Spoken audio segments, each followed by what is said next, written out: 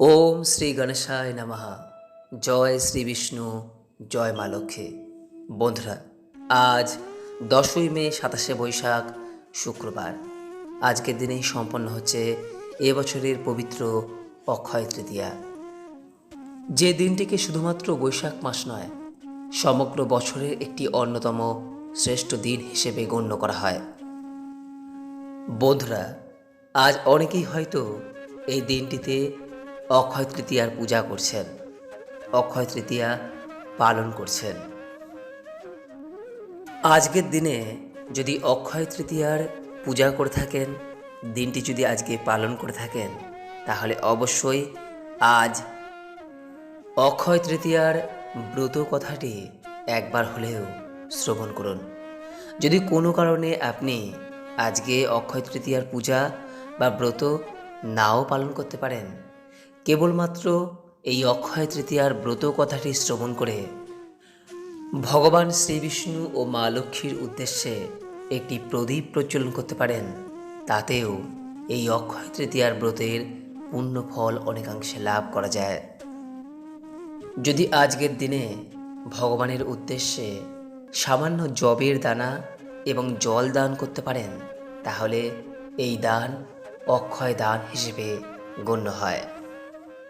বন্ধুরা, আজকের দিনে এই অক্ষয় তৃতীয়ার ব্রত কথাটি যতবার আপনি শ্রবণ করবেন, ততই ভগবানের কৃপায় এক পরম শান্তি এবং অনাবিল আনন্দ অনুভব করবেন। আশা করি দর্শক বন্ধুরা, এই অক্ষয় তৃতীয়ার ব্রত কথাটি শ্রবণ করে আপনাদের ভালো লাগবে। শুরু করছি পবিত্র অক্ষয় তৃতীয়ার ব্রত কথা। ওম নমঃ শ্রী বিষ্ণু, ওম নমঃ শ্রী বিষ্ণু, ওম নমঃ শ্রী বিষ্ণু। কুরুক্ষেত্রের যুদ্ধ সবে শেষ হয়েছে। ধর্মরাজ্যের প্রতিষ্ঠা হয়েছে ভারতবর্ষে, কিন্তু সিংহাসনে বসেও মনে শান্তি নেই মহারাজ যুধিষ্ঠিরের। যুদ্ধে এত প্রাণ গিয়েছে, বিপুল অপচয় হয়েছে সহায় সম্পদের। স্বামী পুত্র স্বজনহারা মানুষের কান্নায় ধর্মরাজ কাতর হয়ে পড়েছেন। এই পাপের বোঝা কে বহন করবে?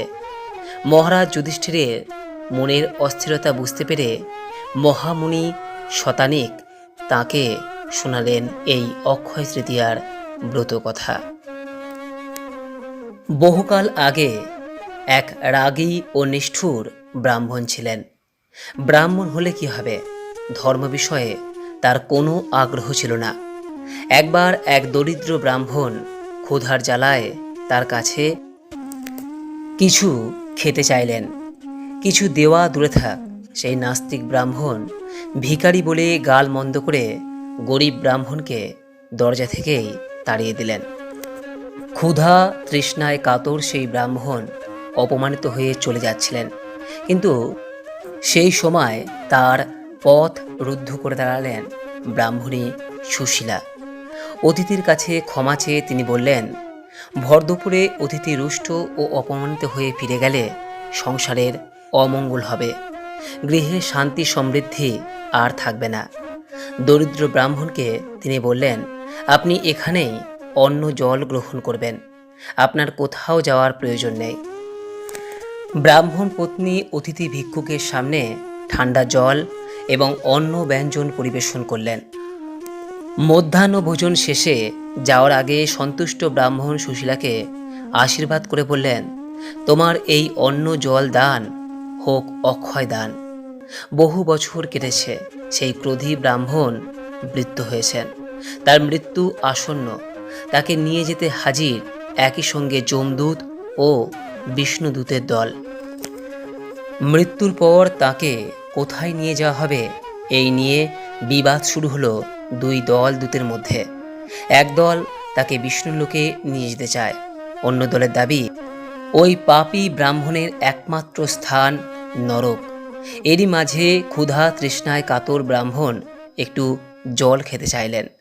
যমদূতরা তখন ব্রাহ্মণকে অতীতের কথা স্মরণ করিয়ে বললেন, একদা তুমি তোমার গৃহ থেকে অতিথি ভিখারিকে জল না দিয়ে বিতাড়িত করেছিলে, সুতরাং তুমি জল পাবে না। তারা ব্রাহ্মণকে নিয়ে যমরাজের কাছে নিয়ে গেলেন, কিন্তু যম তার দূতদের বললেন, ওর মতো পুণ্যবান ব্রাহ্মণকে আমার কাছে আনলে কেন? বৈশাখ মাসের শুক্লা তৃতীয়া তিথিতে এই ব্রাহ্মণ পত্নী তৃষ্ণার্ত অতিথিকে অন্ন জল দান করেছেন। এই দান অক্ষয় দান। স্ত্রীর পুণ্যে ইনিও পুণ্যাত্মা। সেই পুণ্য ফলে ব্রাহ্মণের স্থান হবে স্বর্গে।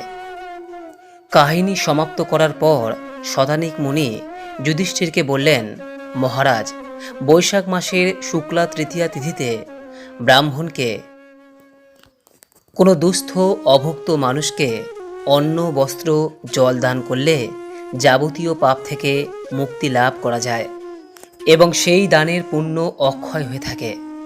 অক্ষয় তৃতীয়া হল চান্দ্র বৈশাখ মাসের শুক্লপক্ষের তৃতীয়া তিথি। অত্যন্ত তাৎপর্যপূর্ণ এই তিথি অক্ষয় নামে এই কারণেই সুপ্রসিদ্ধ, কারণ এই দিনে করা কোনো কাজ কখনোই ক্ষয়প্রাপ্ত হয় না। বৈদিক বিশ্বাস অনুসারে এই পবিত্র তিথিতে কোনো শুভ কার্য সম্পন্ন হলে তা অনন্তকাল অক্ষয় হয়ে থাকে। যদি ভালো কাজ করা হয় তার জন্য লাভ হয় অক্ষয় পুণ্য। যদি খারাপ কাজ করা হয় তবে অক্ষয় পাপের বোঝা বয়ে বেড়াতে হয়। তাই মহারাজ, এই দিনের প্রতিটি কাজ খুব সাবধানে করা উচিত। কোনো খারাপ কাজ, কোনো কটু কথা যেন মুখ থেকে না বের হয়। কোনো কারণে যেন কারো ক্ষতি না হয়। তাই এই দিন যথাসম্ভব মৌন থাকা জরুরি। পূজা, ধ্যান, দান বা অন্যকে আনন্দ দেওয়া উচিত। যেহেতু এই তৃতীয়ার সমস্ত কাজ অক্ষয় হয়ে থাকে, তাই প্রতিটি পদক্ষেপ করতে হয় সতর্কভাবে। মহামুনি শতাধিক আরও জানালেন, বিষ্ণু লোকে পৌঁছানোর পরে ভগবান বিষ্ণু সেই ব্রাহ্মণকে বললেন, তার স্ত্রী মাত্র একবার অক্ষয় তৃতীয়ার দিনে ব্রাহ্মণকে অন্ন জল দান করেছেন, কিন্তু সেই দান বা অক্ষয় ব্রত পরপর 8 বার করতে হবে, তবেই অক্ষয় পুণ্য লাভ হবে। এই বলে বিষ্ণু ব্রাহ্মণকে কিভাবে অক্ষয় ব্রত পালন করতে হবে তা বিশদে বর্ণনা করে পুনশ্চ মর্তে প্রত্যাবর্তন করলেন। তারা স্বামী স্ত্রী মিলে আরও 7 বার অক্ষয় তৃতীয়ার দিনে বিষ্ণু কথিত পদ্ধতিতে অক্ষয় ব্রত পালন করলেন। এই ব্রতের প্রধান উপকরণ হল জব। শুক্লা তৃতীয়া তিথিতে জব দিয়ে লক্ষ্মীনারায়ণের পুজো করে ব্রাহ্মণ বা কোনো দুস্থ মানুষকে অন্ন, বস্ত্র, ভোজ্য ফল ইত্যাদি দান করতে হয়। ব্রতীরা এই দিন জব দিয়ে তৈরি খাবার খান। নারী পুরুষ নির্বিশেষে সকলেই এই ব্রত পালন করতে সক্ষম হন। ব্রত সমাপ্ত করে যে ব্যক্তি এই ব্রত কথা শ্রবণ করেন তিনি পরম ধাম লাভ করেন এবং পরিবারে সুখ ও সমৃদ্ধি বৃদ্ধিপ্রাপ্ত হয়।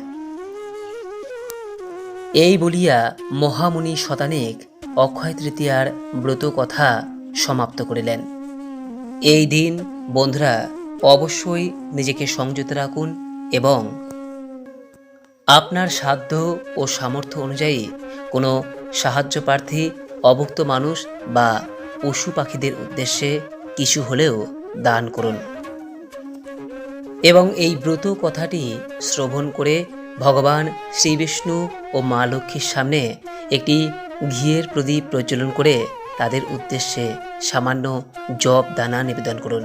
দেখবেন আপনার এই সামান্য কাজ অক্ষয় হয়ে অনন্তকাল আপনার ও আপনার পরিবারের হিতে ফল প্রদান করবে। আশা করি দর্শক বন্ধুরা এই ভিডিওটি আপনার ভালো লেগেছে। যদি ভালো লেগে থাকে তাহলে অনুগ্রহ করে লাইক করবেন, পারলে সকলের উদ্দেশ্যে শেয়ার করবেন। সকলেই ভালো থাকুন, সুস্থ থাকুন এই কামনা করে আজকের মতো ভিডিওটি এখানে শেষ করলাম। নমস্কার, ধন্যবাদ। ঈশ্বর আপনার মঙ্গল করুক।